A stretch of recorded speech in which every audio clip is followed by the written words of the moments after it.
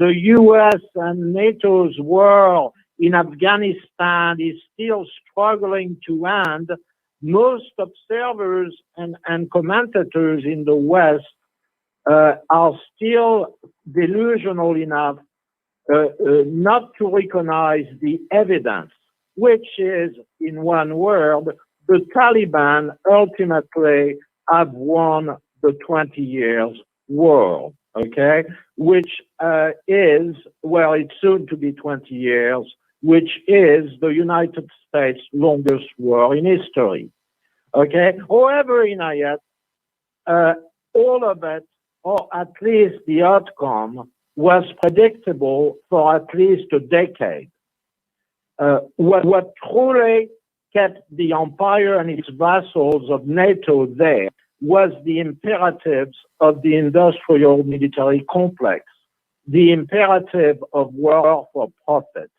But now that it is almost over, we must, and that is the rest of the world, look at the vertiginous costs of the war in Afghanistan, both in terms of human costs, of course, and financial costs. The numbers are grim and absolutely staggering, and they will keep echoing in Afghanistan long after the invaders who brought death and destruction are gone. First, the number of deaths since the invasion in 2001, more than 3,500 NATO troops have died, as well as 3,900 contractors. Let me just finish this litany, Inayat, because it's very useful to have those numbers in mind, if you don't mind. The Taliban death toll estimation stand at 51,000. Meanwhile, NATO-trained Afghan army troops deaths are 66,000. More than 47,000 Afghan civilians are estimated to have died in the conflict. Overall, Brown University cost of war, where those numbers are coming from, who has been doing a stellar job at tracking numbers, estimates that in total, between 171,000 and 174,000 people were killed in the war.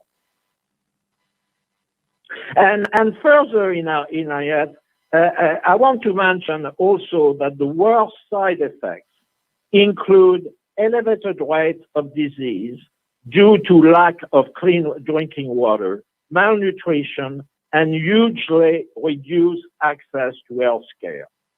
Despite NATO pretension of nation-building efforts, life expectancy in Afghanistan is currently 52 years. Every factor in correlation with premature deaths, such as poverty, malnutrition, poor or no sanitation, and lack of health care, have been closely associated to 20 years of war. But now, Inayat, if you don't mind, just to stay with numbers, it is time to talk about the financial costs of the war. According to the Pentagon, the U.S. military operations, all of them in Afghanistan, have cost $1 trillion in 20 years. However, according to the Cost of War project from Brown University, the real cost for the war in Afghanistan is a staggering $2.26 trillion. Over the years, many analysts and even people in the first successive U.S. administrations, as well as military commanders, knew that the war in Afghanistan was completely unwinnable. And it is folly and arrogant ignorance of the historical nature of Afghanistan as graveyard of empires, the U.S. empire and its 38 of its vassals who were involved at some point or another with the occupation embarked in this delusional so-called nation-building Afghan project of a massive scale. And of course, Inayat, as you mentioned, I'm the author of the Orwellian Empire because of the current empire Orwellian nature. Just like in Iraq, shortly afterwards, nation building was in nation wrecking. Okay, the third administration, which are Bush, Obama, Trump, and now Biden, are all guilty, but of course they will never be charged for the death and mayhem their policy created. But you see, Inayat, in the context of war for profit, it hardly matters anymore who wins on the battlefield. What really matters is the profit of the shareholders of the industrial military complex. It might sound cynical, but this is the truth. Many investors in the US and elsewhere became incredibly wealthy from the 2.26 trillion invested, quote unquote, largely against their will by the American taxpayers. Inayat, as you know, because I mentioned it to you before the show, I wrote extensively about the Afghanistan-Pakistan war in the past 12 years, ever since, as a matter of fact, we started News Junkie Post. In 2012, I drew an analogy with the war in Vietnam in an article titled, NATO is winning in Afghanistan like the US was in Vietnam. Naturally, it was sarcastic because the US lost in Vietnam. But nonetheless, correct. The United States had to publicly admit they lost the war in Vietnam because at the time, and that makes a huge difference in it, some real reporting was still going on the ground. I don't think that they and the mighty NATO allies will ever admit that they actually lost the 20 years war, because that would be embarrassing. That would be embarrassing to recognize that the Taliban have won, which is the case. Some remember the U.S. dramatic exit from the U.S. embassy in Saigon when they lost the Vietnam War. This was quite a contrast from the exit from the sprawling Bagram base. And as a matter of fact, an Afghan army commander reported in an interview a few days ago that the U.S. military left the Bagram base in the middle of the night, like thieves. They simply packed up what they wanted to take, shut down the electrical power, and left behind a vast amount of discarded equipment, supplies, such as the bottled water, and random trash.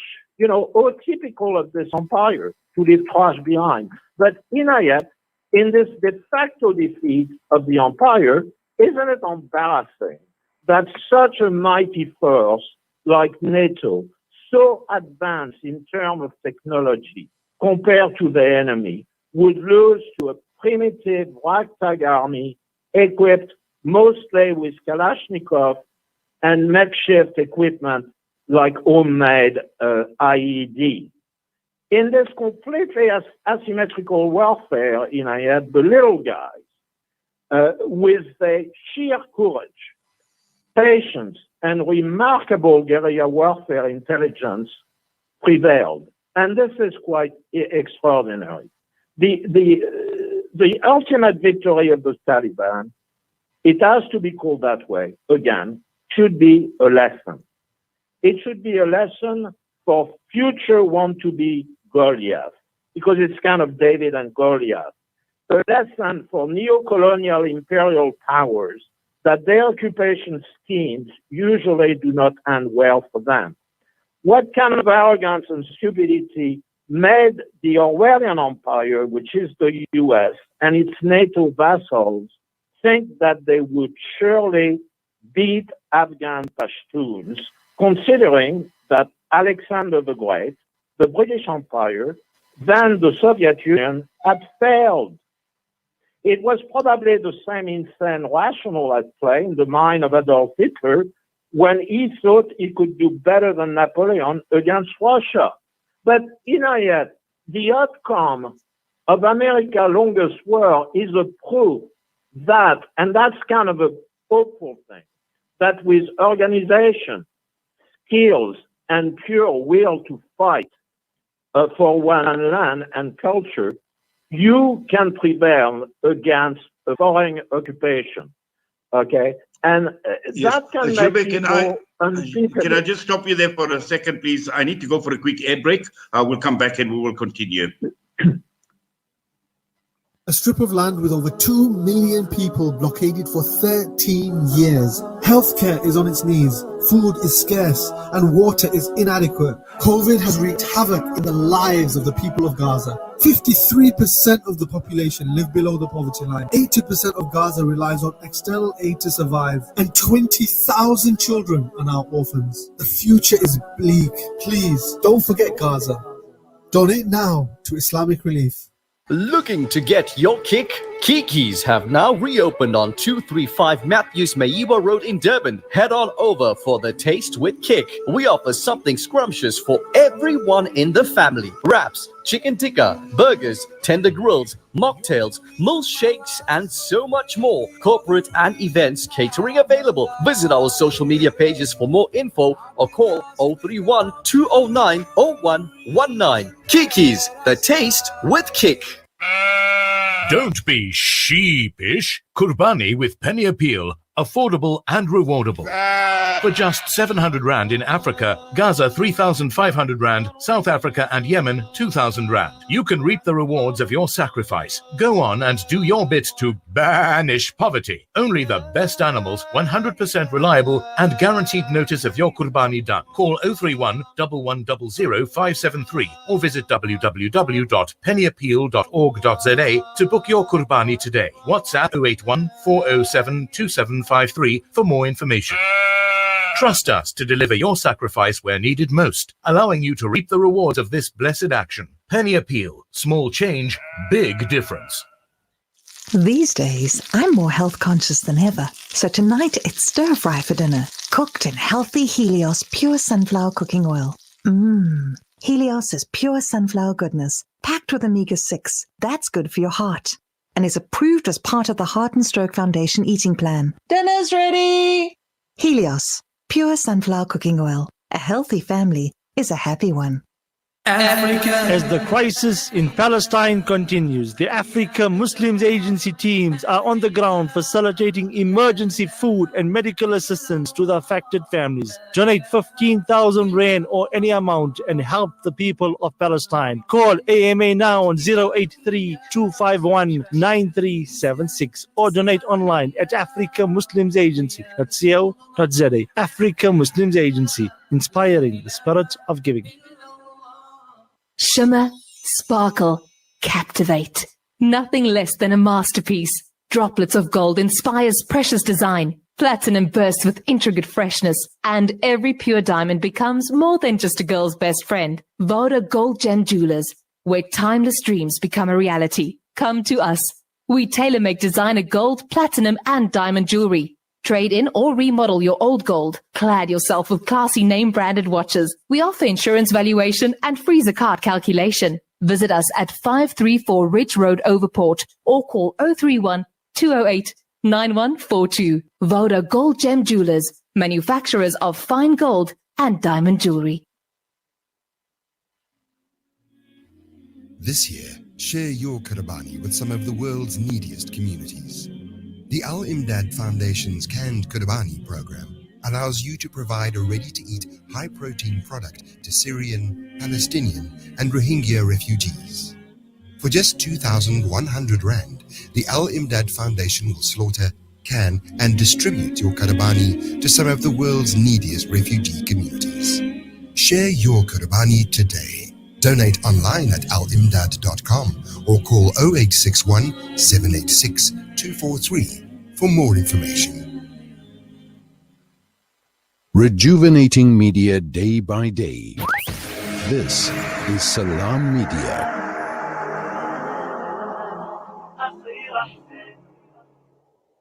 The time is just gone 7 minutes to 9 as we continue our discussion this morning of the U.S. pullout of Afghanistan with Gilbert Mercier. Gilbert, as you mentioned that the United States of America putting a spin and not admitting defeat, and the fact of the matter is the Taliban have been victorious, but also at the same time you make a very telling point with regard to them leaving like thieves in the middle of the night, shutting down power and leaving all their trash behind.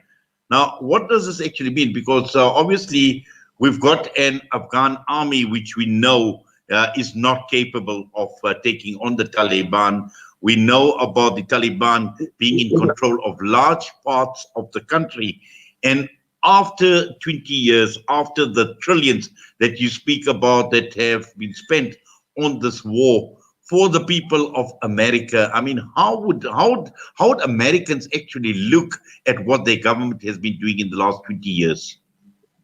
Well, the thing is, you know, there's not that much, a great amount of conversation in the U.S. about this, because of course there's always the COVID topic, and some climate event like the hurricane coming and heat wave and the like, and this and that.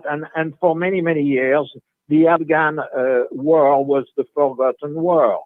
But, you know, Inayat, you mentioned something very interesting. The Afghan army has always been kind of a joke, because the way the Taliban were fighting the Afghan army, and as a matter of fact, the U.S. troops, it's very easy for a Taliban to join the Afghan army. They would shave, take off their black turban. Taliban wear black turban usually, join the army, then basically undercover dig in the army for a couple of years, and then they would be activated to trigger an attack.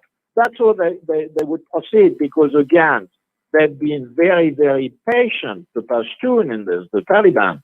And there's absolutely no doubt in my mind that from now on, Inayat, nobody in his right mind will dare to invade the land of the Pashtuns.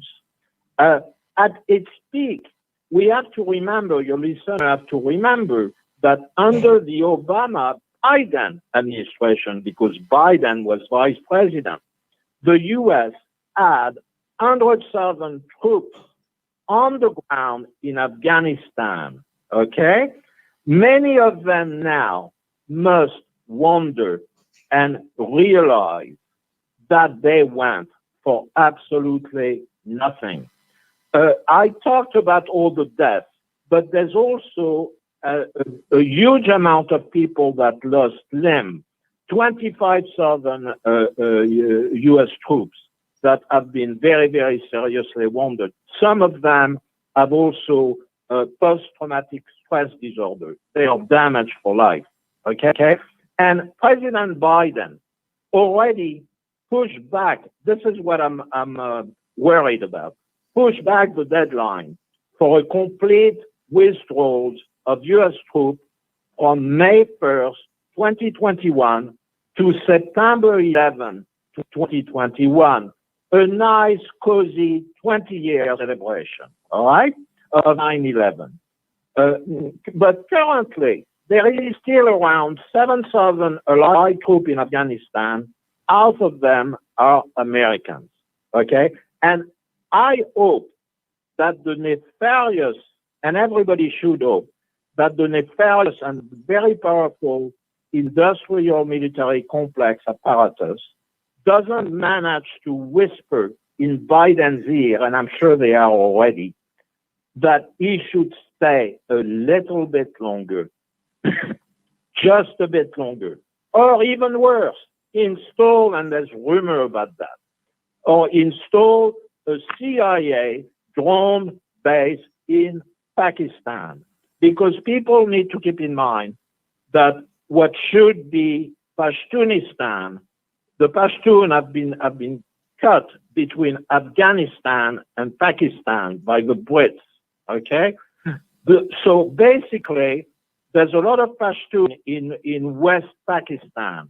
So if Pakistanis are stupid enough to let the Americans put a base there, they will pay the price. And while the U.S. and NATO cannot claim victory, okay, what I'm suggesting sarcastically, that they should just claim mission accomplished, like George W. Bush did in Iraq, and just leave entirely, okay? And quite frankly, the sooner the better for a land they wrecked and destroyed. Well, Gilbert, I must say, it's always interesting talking with you, getting your reading into the situation and also your analysis. And as always, we do appreciate you coming on, talking to us here at Salam Media, and for your time. I know it's late hours in the United States of America, a huge sacrifice that you're making in coming on and talking with us on this interview this morning. But all the best to you. I'm sure you and I will be having a lot more discussions about this particular topic as the story unfolds. But for now, thank you so much for your time with us on Salam Media. Thank you very much, Inayat. And I just want to mention to you, as a matter of fact, and your listeners, that I'm planning to do a transcript of this, at least partial transcript of this interview, and I will put the link that fascinating data of the cost of war, which a bunch of non-biased academics from the Brown University have compiled in the last 20 years, and this kind of work should be commended. But anyway, Nayat, it was great to be on your show as always, and we'll be in touch. Thank you very much. We're certainly looking forward to that. Gilbert, take care. All the best to you. That was Gilbert Mercier joining us this morning, and this has been breaking news in the United States of America with regards to the U.S. pullout of Afghanistan. And as Gilbert put it, they will not admit defeat. They put a spin on it, and at the end of the day, they have left like thieves in the middle of the night. The time is just gone 9 a.m. It's time for us to head to the news at Al-Ansar. Tabile Duma is standing by. And breaking stereotypes, moving boundaries, joining hands. Salam Media.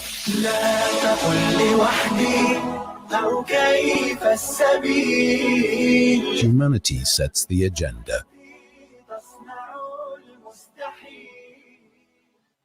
Are you looking to be inspired, uplifted, and empowered? The Mid-Morning Talk Show with Nafisa Dango is here to showcase positive inspiration that will entice you to change your perspective and uplift your well-being. The first step to recovery in any kind of situation. We're trying to create critical thinkers, critical leaders. What gives me passion? What brings purpose? Change your mindset. Reach out and uplift those in need. Is there happiness in what you're doing? So are you just... So we need to view slavery in the context of today's terms, and sometimes we don't venture beyond our own spaces. We only stick to what we are used to. Tune into the Mid-Morning Talk Show on Thursdays between 11 and 1 p.m. to be enticed into different spaces where we uncover the true meaning of love and positivity. At Radio Al-Ansar.